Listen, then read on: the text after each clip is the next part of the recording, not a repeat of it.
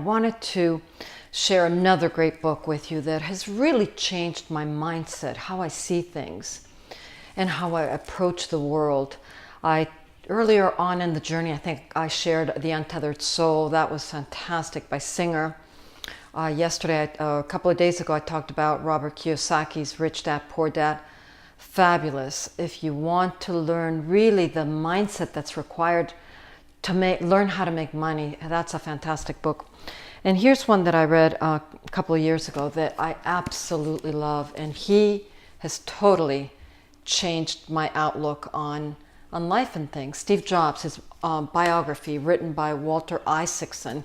Walter Isaacson, by the way, has written a ton of great biographies on great people like Jefferson and a number of presidents and public speakers, public figures, and the like. What I love about Steve Jobs is that he was relentless.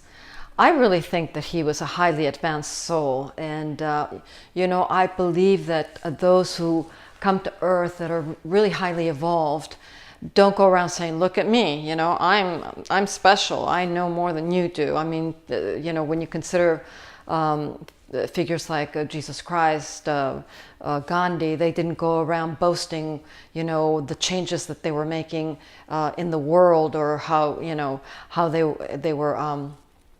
They didn't boast about who they were and what they were doing and what they were hoping to achieve. They just went about and did it quietly in many ways. Steve Jobs, maybe not so quietly, but the reason I think he was an advanced soul is he meditated a lot. He also practiced yoga. He was a vegetarian. And these are kind of small, these are the sort of lifestyles of people who really want to raise their level of awareness or consciousness and become more evolved, if you will, certainly with meditation. What's interesting about Steve Jobs is that he was very much of the world, but not, in the world, but not of the world. What I mean when I say that is, he was a taskmaster, as we all know. I mean, he was so demanding at Apple. At one point, he was insisting on getting his way and only his way, and he got fired. He eventually came back, of course, but the people that worked with him said he was really difficult to work for, very, just really a hard taskmaster, and insisted on perfection and his way or no way. And I feel that that's what highly evolved souls do, not necessarily in the approach that he took. Maybe they don't take they don't demand things the way he did, but they are definitely focused, and they don't stop until they get what they want. And certainly the world today wouldn't be what we have if we, without Steve Jobs. And look at what, everything from what I'm recording on right now, my iPhone, iPads, the Apple computers, all the smart technology, all the iOS systems that are out there. It's awesome. But the fact that he just wouldn't give up his vision, and that's the second thing that I think highly evolved souls have, is a vision. And so highly focused is that vision that they don't stop until they achieve it.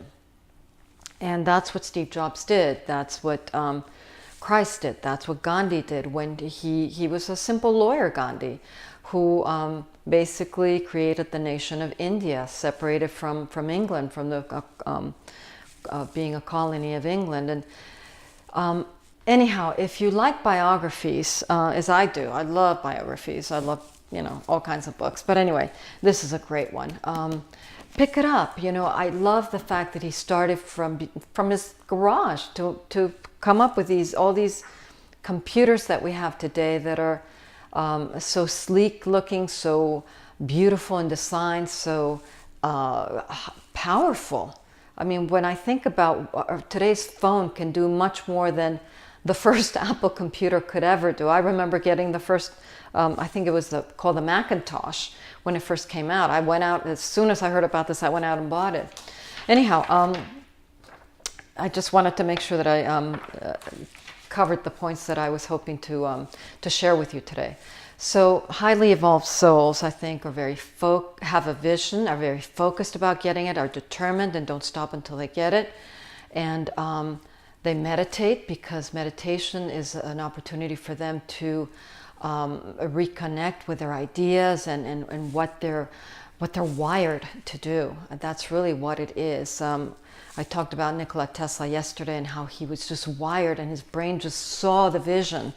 And I think that's what it takes. So whatever your vision is, make sure you spend time, quiet time, thinking about it, meditating on it. And, don't let anyone stop your dream. Don't let anyone talk you out of your dream. That's why it's so important to stay away from naysayers. Certainly, can you imagine if Steve Jobs had listened to all the people saying this isn't going to work and, this pattern doesn't make sense, and he didn't care. He just said, do it. And that's the attitude that you have to have. Just put on blinders and put on earplugs and just go for it. Hopefully you have an awesome idea that's progressive, that is helping humanity to grow in peace and peaceful cooperation and everything like that. So enjoy this book. I super highly recommend it. And if you don't have time, get the Audible. I think there's no better invention than Audible. One last thing before I go and talk about why I think that he was a highly evolved soul. Interesting. The very first Audible book that he had, or was it Audible, or just the very first book he had for sale on iTunes, was the autobiography of a yogi by Paramahansa Yogananda. He was look him up.